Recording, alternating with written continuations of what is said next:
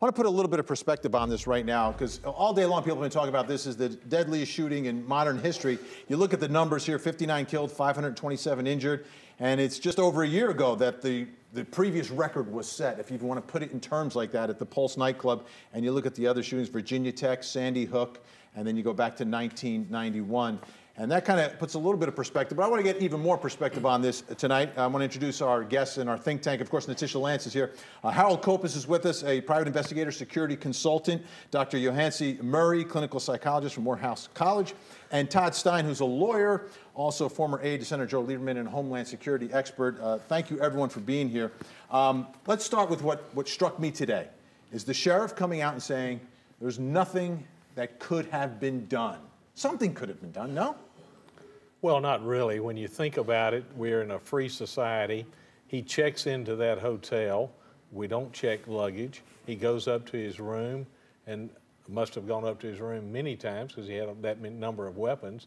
What can you do at that stage? But can't we be taking more precautions from a security standpoint, especially when we're having these events that are open-air events that are out 22,000 people?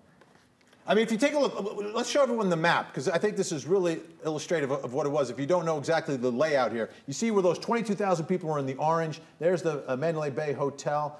And it just looks like, you know, obviously it's this retro, we're looking back at it, but how about looking forward? Is there a way to make events like this more secure?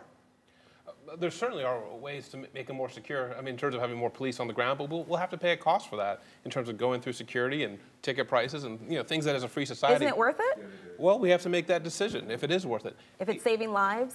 Well, think about what we just heard the report on, that it is illegal to have an automatic weapon. It's illegal to have a kit and turn that gun into an automatic weapon, yet we also heard that it was an automatic weapon. So even though we have a law in place, it still happened. So even though we do take precautions, we can't necessarily stop things like that. You know, the other thing that is out there tonight is that we don't know why. Right. We don't know the answer why. Right. Dr. Murray, is it possible that no one else could know why other than the shooter? Well, okay, so the answer to that is yes. No one else could know why other than the shooter. However, you know, there are ways to kind of think about shooters, and we tend to try to profile them. And a lot of times people wonder whether or not people have mental illness. And before we get on that track, because there's no evidence of him having any mental illness, there are certain things about the profile. One includes that oftentimes these are people who are loners, people who avoid others, people who he had a girlfriend. Had a girlfriend. Well, I mean, is this the one that everyone has to speak to get some answers here? Well, he has a girlfriend, and he goes way outside any profile you would think of, and he's 64 years old. Right. That is at the other end of the spectrum. I would expect someone in their 20s, I would probably never think of someone at 64. Well, and also, though, to the point of him having a girlfriend, she was also away in the Philippines. This is all speculation, but who knows if an event like a breakup would be something that might precipitate some type of act like this, which very well could have been the case. But again, this is conjecture. We don't know enough about it, but she wasn't there. She wasn't there. Usually his traveling partner. Yeah. Well, what we're going to do,